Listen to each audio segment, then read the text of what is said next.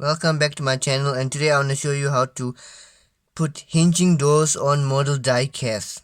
For example, the first thing you do is you cut out the door, which is obvious, and then you use a 0.5 millimeter drill bit. It's like really tiny, size of the paper clip actually, and you drill at the bottom where the rocker panel is.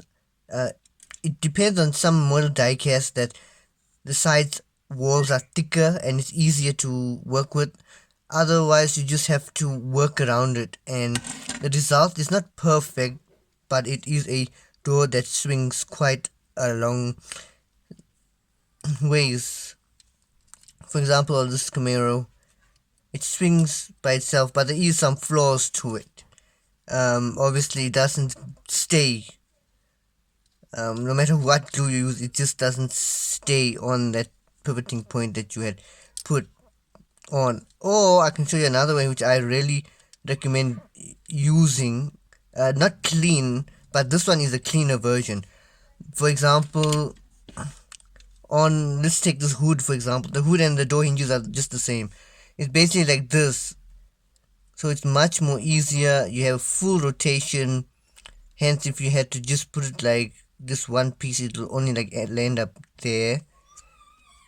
The second one is there's no drilling whatsoever at all. It is just like a C basically. So normally some diecast doors they come like this, but this one goes full.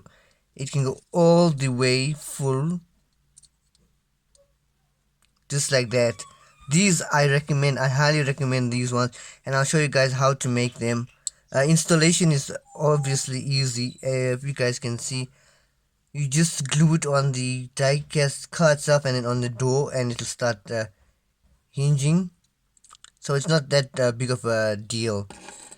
For example, like this. So it's pivoting. So it uses this side and this side. So let me take a paper clip.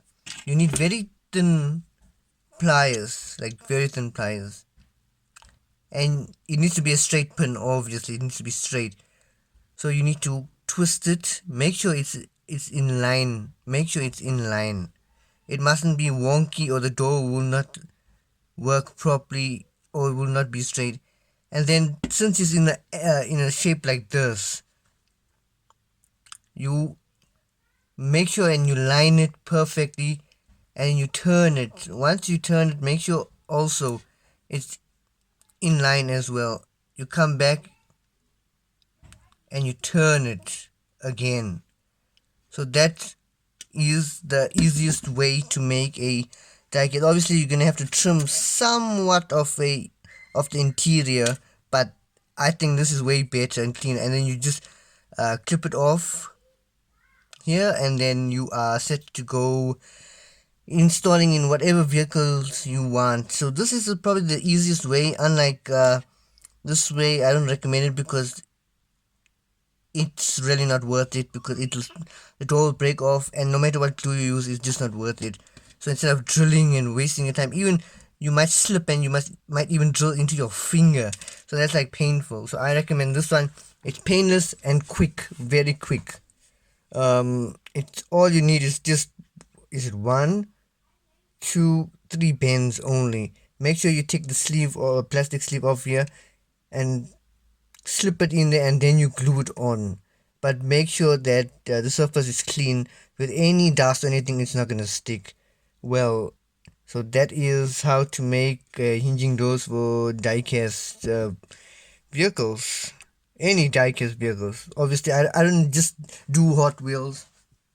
Although the Datsun project I'm working on right now is a Hot Wheels, I do like other brand vehicles. I literally do RMZ City. There's a Lambo that hasn't still being done.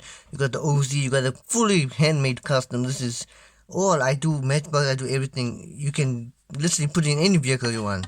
But that's it for this video. I hope it helps somebody out there. Like it's the Lancer guy who asked me on YouTube, so I'm making this video and others can see how to make it. It's so simple, it's so easy. It's gonna be tricky because you have to fiddle through the interior, but it's gonna be well worth it.